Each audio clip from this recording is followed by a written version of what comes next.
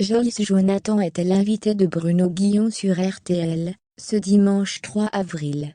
L'occasion pour la chanteuse d'évoquer une période trouble de son enfance, celle de sa transformation en garçon. Pour plaire à sa mère.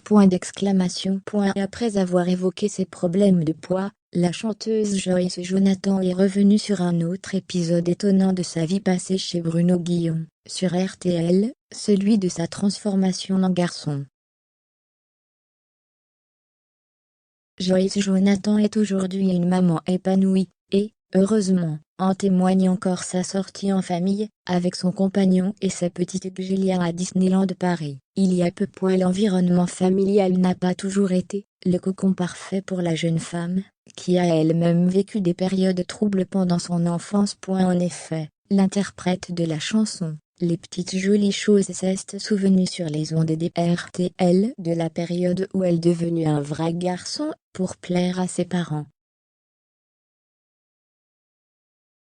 J'ai été Michael pendant 3 ans. J'ai 2 grandes sœurs, et comme troisième enfant, mes parents espéraient un garçon. J'ai dû l'entendre au détour d'une conversation, quand j'étais petite, et du coup, je me suis transformée en garçon pendant quelques années, pour plaire à ma mère.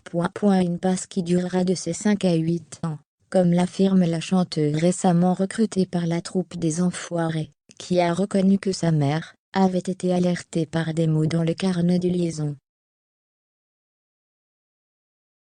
À partir de ce moment-là, je suis allée chercher des barrettes, et elle me les a mises dans les cheveux, a confié l'ex de Thomas Hollande. En attendant de savoir si la petite Julia suivra les traces de sa mère, on est déjà certain d'une chose, c'est que la chanteuse et sa fille sont très proches.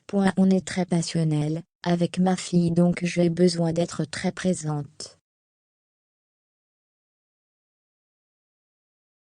Dès que j'ai la moindre pause dans ma journée de travail, je la retrouve, avait expliqué sur Europe 1 celle qui a sorti un nouvel album il y a peu, et qui, quand elle ne fait pas de musique, passe le reste de ses journées à élever sa petite aux côtés de son compagnon, le pianiste Martial, qu'elle a rencontré dans le sud de la France.